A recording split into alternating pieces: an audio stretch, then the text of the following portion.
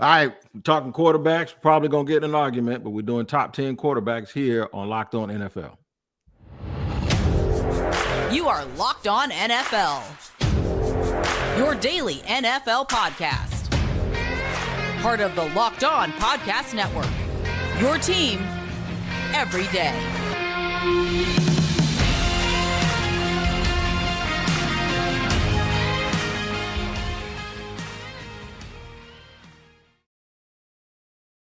Welcome to another edition of Locked On NFL. On Wednesday, I am Tony Wiggins along with James Rapien, and we make up the Locked On NFL crew. Today, we bring you this podcast that is also available on YouTube. All you got to do is subscribe to the Locked On NFL YouTube page for free, and then wherever you get your audio podcast, make sure you tap in every single day to make sure you don't miss an episode, because Locked On NFL is your team every day, and we thank you for making us your first listen. This episode is sponsored by BetterHelp. BetterHelp connects you with the licensed therapist who can take you on the journey of self-discovery from whatever you are or wherever you are. Visit betterhelp.com/lockedon today to get 10% off your first month. What up, James? What's going on, Tone? Yeah, you came up with this topic, and I think it's a good one because quarterbacks, well, they make the NFL go around. And if you have one, you feel really good. If you don't have one, or you have one of these middle tier type guys, well, it might be a pretty boring January for you. And that's usually how it works in the NFL. Let's start here. Yeah. Is there any debate with who's number one? Is there any debate? It's Patrick Mahomes, right? Yes. Okay. So he's earned it. I agree. We'll just get that out of the way. Yeah, Super Bowl MVP. I will say this, though. There are at least two guys that if you had Mahomes and I was lining up with you and I had two of these guys, and I'm going to even say a third, but we'll talk about that in a little bit. I wouldn't be scared. I wouldn't be scared if I had Josh Allen or Joe Burrow and you had Patrick Mahomes. I wouldn't be, and neither you shouldn't be either. You know what I'm saying? So it's almost like when Tom Brady was making himself the GOAT, you weren't scared to have Peyton Manning. You weren't scared to have Aaron Rodgers or Ben Roethlisberger.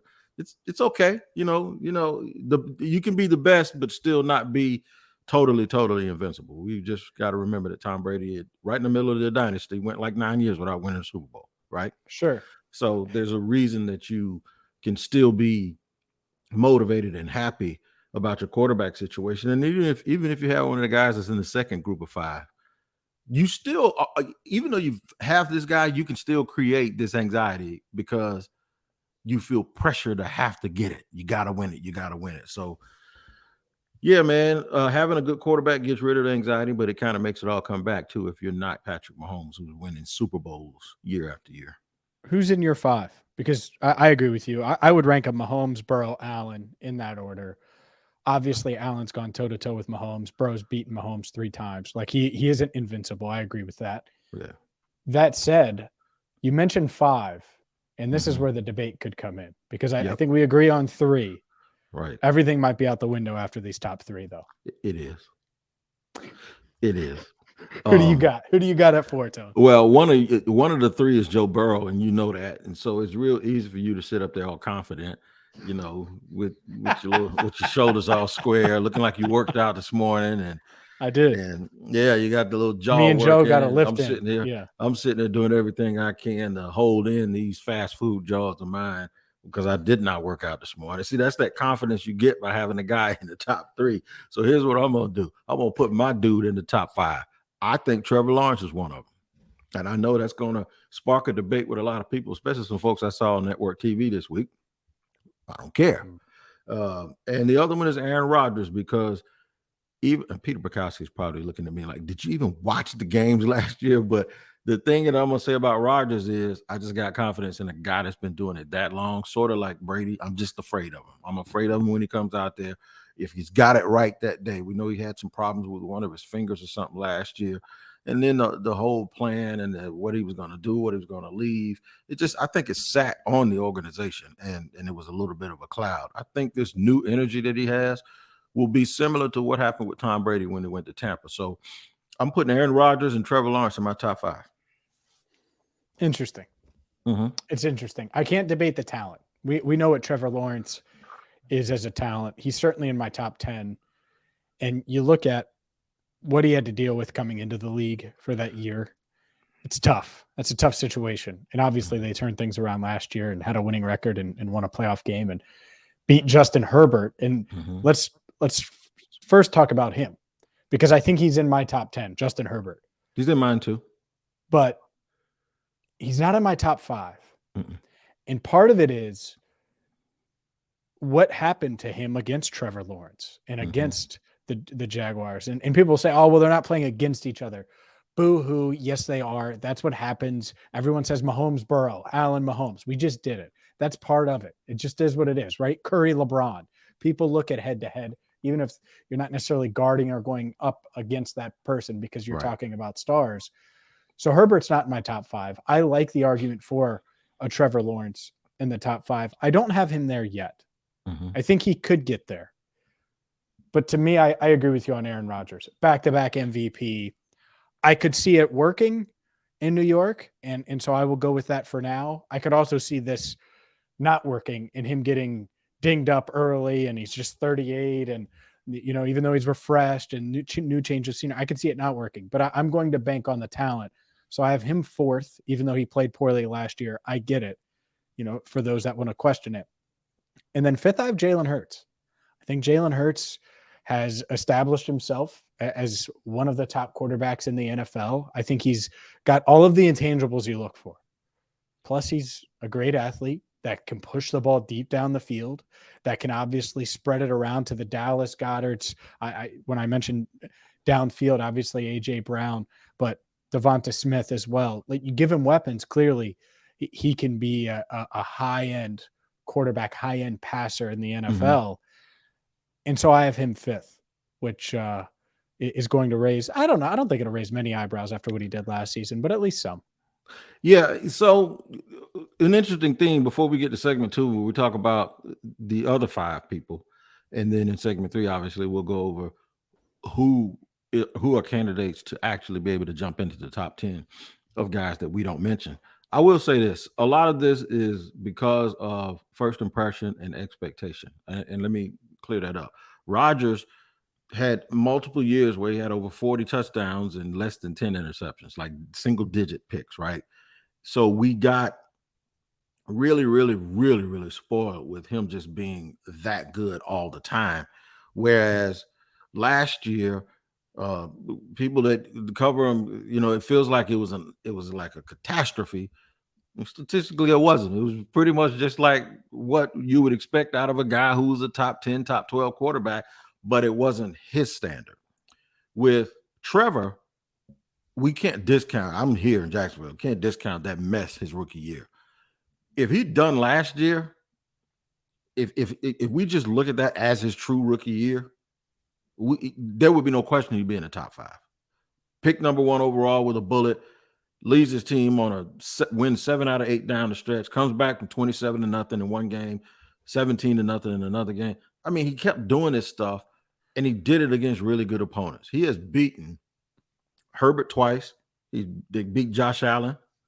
He played 2 really good games against Patrick Mahomes, and he had a real good game Thursday night against Joe Burrow. So when he was matched up against the best names on the list, even our list, he didn't shrink. In fact, I think he's probably like 3-2 or maybe 4-2 when you look at it, or something like that. But still, I think that means something. So a lot of this is perception. And then with Herbert, nobody expected anything, and all of a sudden he comes out and he looks like Dan Marino.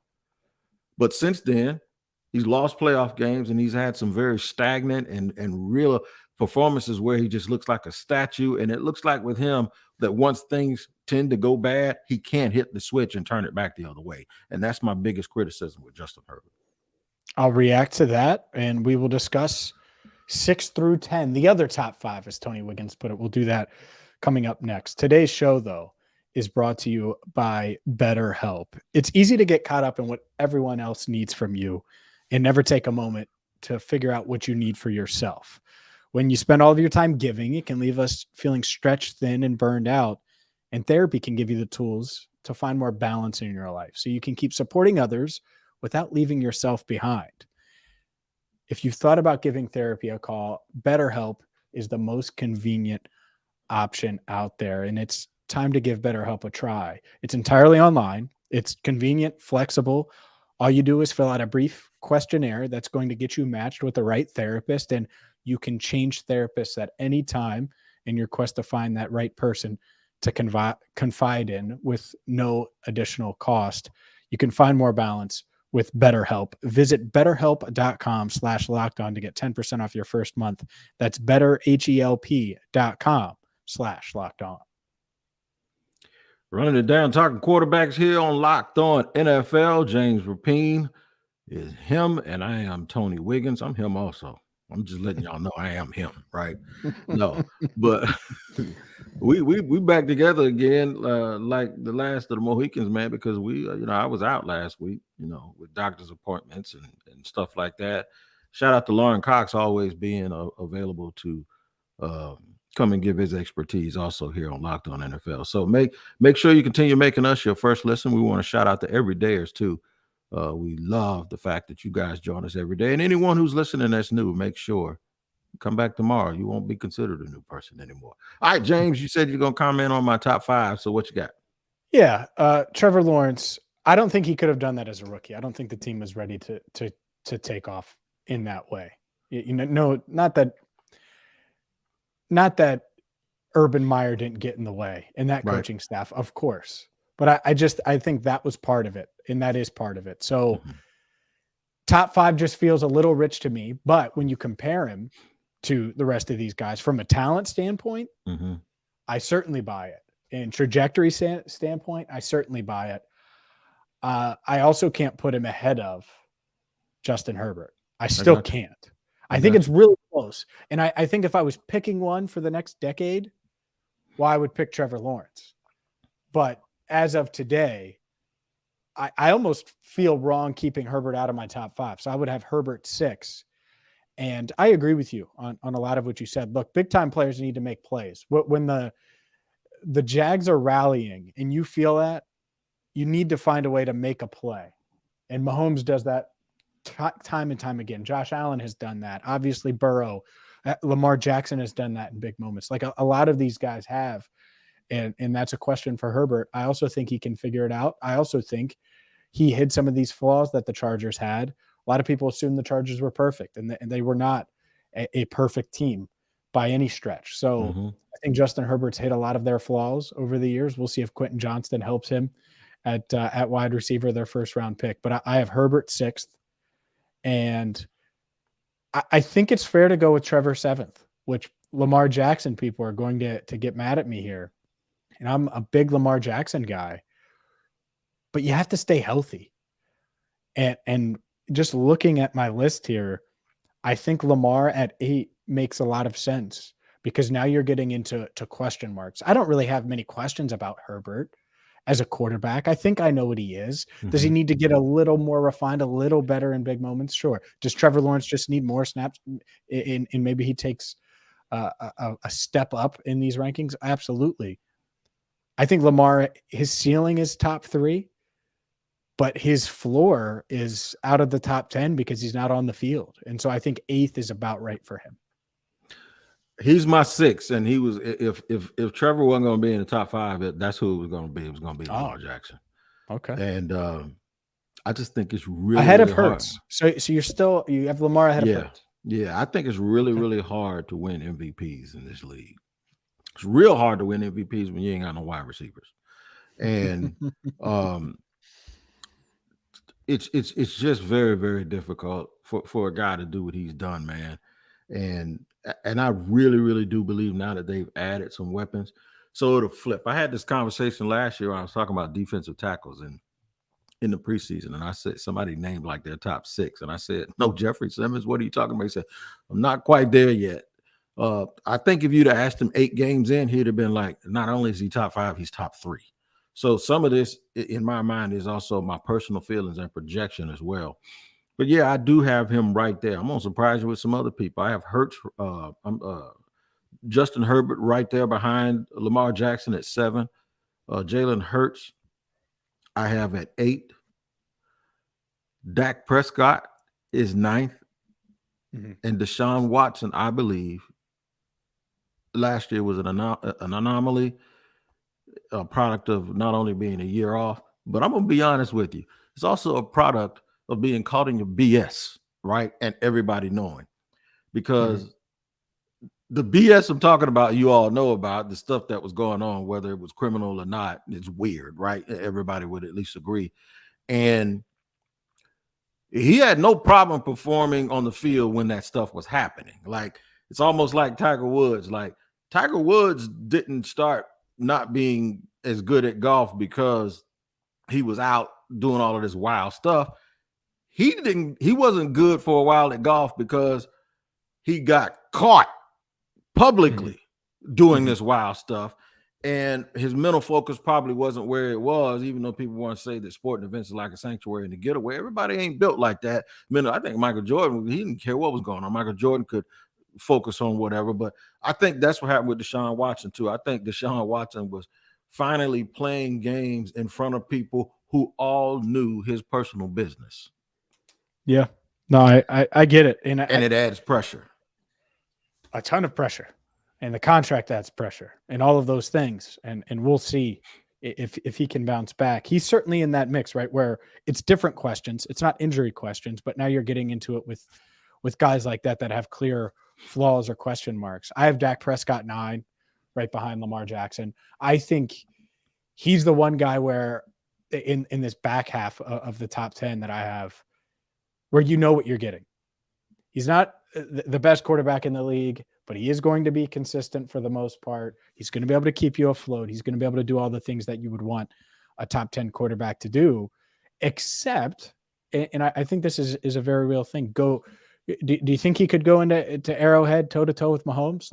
Like, I think that's tough to expect him. The team is one thing. Micah Parsons goes off and the Cowboys defense is just wreaking havoc and wrecking the game and doing things that they can do. Then it's different. Diggs has a pick 6, but can he go blow for blow with some of these guys? I don't want to hear about, his rookie year, he did this with Rodgers. That was a completely different offensive line. Zeke Elliott was a freak. I wonder about Dak, but I have him 9th. The 10th spot is interesting. And I lean to Deshaun Watson because I bank on talent. And that's just something, especially at the quarterback position, you do. But the sneaky guy that could be in my top 10, and I'm going to have him 11th. It's a guy that isn't on your radar. He's not on anybody's radar. And he kind of got the raw end of a deal last year. It's a guy by the name of Derek Carr, who in 2021 threw for 4,800 yards and 23 touchdowns, completed 68% of his passes, helped navigate the Raiders through all of the John Gruden stuff, had a special teams coordinator as his head coach. You had the Henry Ruggs, just awful incident that just, there was just one thing after another with that team, and he got him to the postseason. And then last year, it doesn't work with Josh McDaniels, and suddenly he just can't play. I don't believe it. He's 31, going to be 32 years old. He just turned 32. I like Derek Carr. I think he's a guy that could make a leap, especially with the right culture in New Orleans. I could totally see him maybe jumping Dak Prescott, for example, jumping Deshaun Watson, who's on shaky ground at that 10th spot, and being in the top 10 a year from now. I had no problem with it, and you're right. And he's not the first quarterback or first great player to look bad when he starts playing for Josh McDaniels. So we can go all the way back to Brandon Marshall and even Jay Cutler and those guys. Yeah. So, I get it, man. And I'm right there with you with him. Somebody else that I'm there with still, it's almost like I got to give him the mulligan because of injuries a little bit. But as a veteran, if he's healthy, I think Matt Stafford cracks this list when healthy. And he's only been unhealthy really one year, and that was last year. But it's a bad spot. It's like an elbow or whatever it is. And, you're sitting there worried about whether or not he's going to actually be the same. But for one game, under certain conditions, I guarantee you I'd take him in a heartbeat. It's just that looking at him with his age and an elbow injury is hard for me. Yeah, but I totally agree. Kyler Murray sits on the edge a little bit of this. I think Jared Goff is underrated. Kirk Cousins is a stat machine, but he's also going to throw a pick at the wrong time every single time. You can count on that happening. You can count on that just as sure as I can count on these people get ready to start cutting this grass outside every Tuesday or Wednesday. I can count on Kirk Cousins to throw a pick at the end of the game when he's not supposed to. So there's room for some guys, and we're going to talk about them here in segment 3. Room for some players to crack that top 10 and take a step this year. We'll tell you who that is in just a second here on Locked On NFL. Let's get to some guys that can crack that top 10 and make a push this season. And real quick, I'm with you on Matt Stafford. It's tough with the injury. When healthy, I like him over Dak. I would have him ahead of Deshaun Watson with the questions with him. And heck, I might, if you're telling me you get 2021 Matt Stafford, I'm probably moving him ahead of a couple of these other guys too. So I agree with you. I just think it's such a huge question mark. He's on the outside looking in for me, with you on Murray and some of those other guys you said that on the outside looking in. That said, what about guys that are just on the horizon that might be able to run up and make a push for the top 10? I think there are 3 realistic possibilities, and sorry, Steelers fans, Kenny Pickett is not one of them.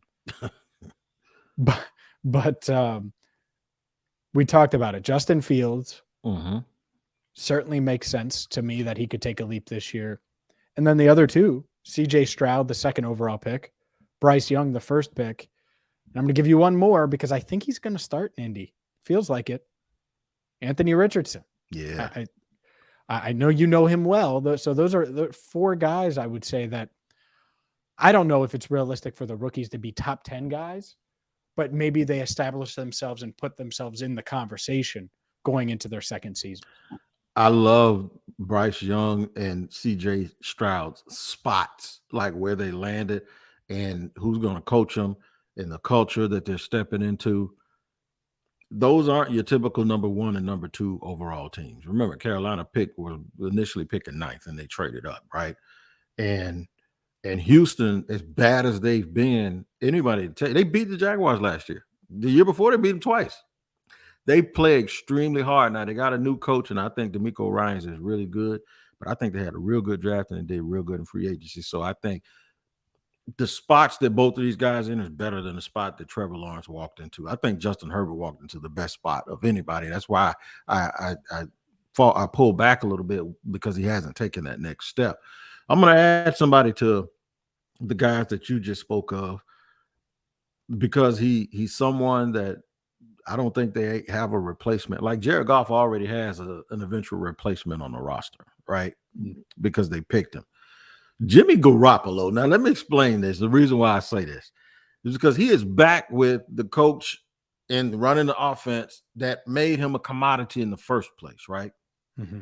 And as much as I criticize Josh McDaniels about not being able to adapt to what he has, I think he does a real good job at people that he's used to, like Brady. And he ain't gonna have no problem with Garoppolo. So, and the Raiders don't have their next guy waiting behind them yet. So I think Jimmy Garoppolo has a chance to add to what we see on paper with him in terms of his stats. He just has to stay healthy. He has to not have those nagging injuries at the wrong time. And I really do believe that, combined with what he's already done on the field, if he's able to remain healthy, that he has a good shot by linking back up with Josh McDaniels, because there's not a transition period. There's no getting used to period. There's no feeling out period like Derek Carr and McDaniels. No, he is going to know exactly where McDaniels wants the ball thrown, without question. He probably knows this offense like the back of his hand, and he's going to step right in day one with a really good wide receiver, with a really good running back, with a decent offensive line now that they've done some repair, and a couple of more weapons. And I think Jimmy Garoppolo is going to be a dude that might be knocking on the precipice of this list, at least the back end of it, if he has a really, really good season. Yeah, I could totally see it. I mean, established guy, if he stays healthy. Health is the biggest question with him. Obviously has a high floor to his game when healthy. Can I give you one, not a sneaky top 10 contender or anything like that, but a guy who could impress? And I think it's kind of weird they weren't more in on the quarterback market, and maybe it's because they're that in on him. Atlanta. Yeah. Des Ridder. Yeah. It's weird, man, because all they've done is spend on defense and get Jesse Bates and add pieces on that defense. And then you add Bijan Robinson with the 8th pick. You're not really considering quarterback there. They were never in on Lamar, at least publicly. It didn't seem like they were going after him or making a push there. They didn't go after a Jimmy Garoppolo. They didn't go after a Baker Mayfield. They didn't go after any of these type of guys in different levels of veterans that were available in free agency. And I'm not saying it because he played at Cincinnati, because I actually have my questions because he played at Cincinnati and I saw him up close and personal more so than most with Desmond Ridder. But it feels like Atlanta believes in him and thinks that he can be a quality NFL quarterback. So when you have a guy like Arthur Smith and he's that bullish, well, if a coaching staff believes in you, that's a big part of it when you're a former day 2 pick at quarterback. So we'll see, but just someone to throw on the radar since we're talking about the position. Yeah, and I'll tell you what has an effect on that. And I didn't create this. I heard this from somebody else here locally years ago who used to play. They said that the team chooses the quarterback. All you got to do is sit back and watch and see who they follow behind. Especially if you have like a quarterback battle. If you have a quarterback battle, you don't have to do anything. Watch. And what that means is leadership, players, how they respond to him, how he carries himself throughout the building. Do they believe in him? Will they follow him where they see smoke, knowing there's fire likely in that same spot? The other thing that we don't know is we don't know that, and we don't know this. We don't know how his workflow is. Now, I think most of these quarterbacks are professionals, but I don't think you can fool people that's been in those buildings their entire lives. And what I'm thinking is those coaches see his workflow, his effort, his attention to detail, and they know whether or not he has the stuff that makes up a really good quarterback. You combine that with how the other players in the building feel about him. And maybe that's why they won more games than we thought they should have, even though we can't sit here and point to his stats and say that's why. Maybe it's because of that. Maybe it's that confidence. There were games that Trevor didn't play well. The clinching game against the Titans, Trevor played awful. But the Jaguars still got into the playoffs because they still believed in him. When they were down 27-0, the team still believed in him. So sometimes we don't understand because we're not in the building and we visit the buildings, but we're not a part of the locker room to the point where we know exactly how those guys feel about someone. And I think those things really matter when it comes to coaches deciding who's going to be the guy out there taking those snaps every single Sunday. Yeah, I agree with you. And I think that about does it. Wraps up our quarterback conversation. Look, I think the AFC is clearly loaded. Most of the guys we mentioned are in the AFC. If you're in the NFC, that's another reason why. Maybe a Des Ridder, Bryce Young, those type of guys have a shot to make some news. Yeah. Yeah. Well, Stroud's in the he's already the AFC. In that, But it's going to be a fun year. And we have sorry for those teams that don't have quarterbacks, the fans of those teams that, like, if we mentioned like 17 dudes here, and if we didn't even mention your Geno Smith should get at least a mention. Yeah, he should get a shout out to Geno Smith. And should get a mention. He played well last year, and they you want to talk about a place that put weapons around him. That's what Seattle did, man. Drafted another running back I liked in Charbonnet. Obviously, to me, got the best receiver in the draft in Jackson Smith and Jigba. Yeah. You know who we didn't mention? Somebody who used to be in Seattle. Let's ride. We didn't mention him at all. Well, there's a reason for that. Yeah, we got to see what Sean Payton, if he's able to work his mojo and his magic on Let's Ride. I like what he said when they told him about Let's Ride having and that's his name now, Let's Ride. So I was tripping out when they told him about the office in the building and all that. And I ain't never seen that. Yeah, we ain't gonna be doing all that. I loved it, man, because I'm like, get that stuff out of here. Yep. That's exactly how it should be. And we'll monitor him for sure, because maybe he does make some waves this year and bounce back a bit. But that's going to do it for us. Thank you so much for making us your first listen. Hit that subscribe button on YouTube. Follow wherever you get your podcast.